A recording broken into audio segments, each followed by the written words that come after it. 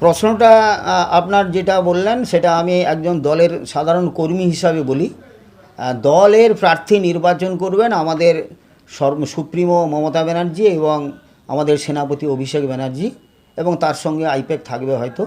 এবং তারপরে যখন ক্যান্ডিডেট ঘোষণা হবে তখনই দেওয়াল লিখনের জায়গাটাতে এগিয়ে যাওয়া ভালো। কিন্তু ব্যাপারটা হচ্ছে যে এসআইআর এবং 28 তারিখে ফাইনাল ভোটার লিস্ট, নিয়ম অনুযায়ী 45 দিনের ভেতরে যদি ইলেকশন করতে হয় তাহলে কিন্তু আমরা ধরে নিচ্ছি যে মার্চের শেষের দিকে ইলেকশন হওয়ার সম্ভাবনা শুরু হয়ে যেতে পারে। তার জন্য আমাদের এই বিধানসভা ক্ষেত্রে রাজনৈতিক তৃণমূল কংগ্রেসের কর্মীরা বিভিন্ন জায়গায় দেওয়াল লিখন করছে প্রার্থীর নাম বাদ দিয়ে। বাকি যে দেওয়াল লিখনগুলো আপনারা দেখছেন, লক্ষ্মী ভাণ্ডার বা যুবসাথী যে উন্নয়নের প্রকল্প নিয়েই আমাদের দেওয়াল লিখনগুলো হচ্ছে। আর দল যাকেই প্রার্থী করবে, তৃণমূলের ঘাসের উপর জোড়া ফুল যারই প্রতীক যেই পাবে তিনিই আমাদের প্রার্থী, তাকে আমাদের বিজয়ী লাভ বা জয়লাভ করাতে হবে। তরুণবাবু গতবারের বিধায়ক, এখানে তিনি তার যে সারা জীবনের যে কর্মজীবন পানিপারুলেই করেছেন, আর 2028 সালে তিনি রিটায়ার করবেন। এখনও একমাত্র 305টা আমার বুথ আছে, অক্সিলারি বুথ ধরলে আমরা 394। প্রত্যেকটা বুথে এই বিধায়কের পা পড়েনি এমন কোনো বুথ নেই। ফলে স্বাভাবিকভাবে দল যদি তাকে মনে করে প্রার্থী করান তাহলে দল নিশ্চয়ই ভাববে তার কথা।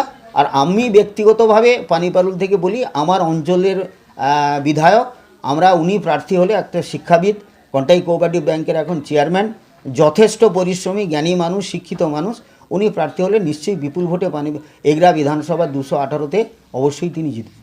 প্রচার শুরু করলেন দেওয়াল লিখন নিয়ে, কি বার্তা দিচ্ছেন?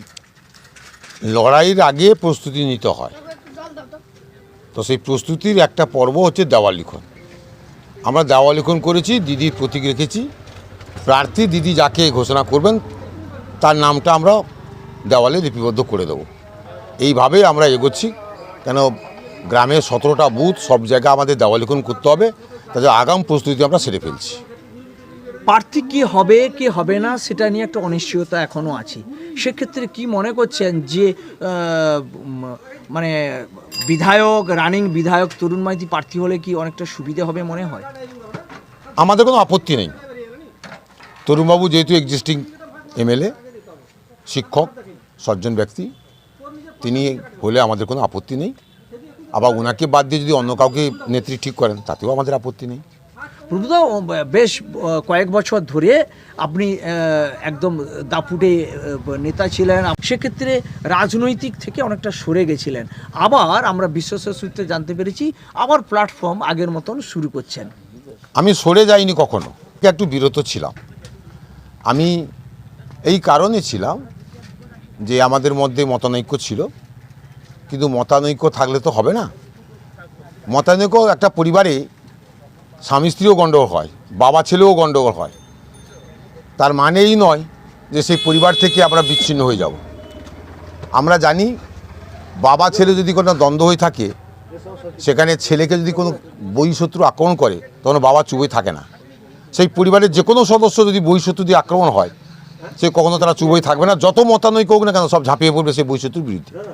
আমাদের ক্ষেত্রেও তাই। আমাদের মধ্যে মতানৈক্য ছিল, অনাস্থাকে কেন্দ্র করে এই দলের একটা আমাদের মধ্যে মতানৈক্য ছিল। এটা ক্ষোভ হয়েছিল, মানে দুঃখ হয়েছিল, কষ্ট হয়েছিল।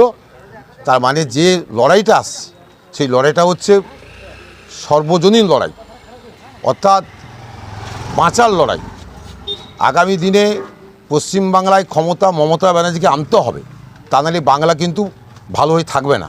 সেই লক্ষ্যে বৃহত্তর স্বার্থে আমরা এক হয়ে আমরা লড়াই শুরু করে দিয়েছি, এবং আমরা চাই আগামী বিধানসভায়, এগরা বিধানসভায় তৃণমূল কংগ্রেস জিতবে এবং সারা অঞ্চল লিড দেবে।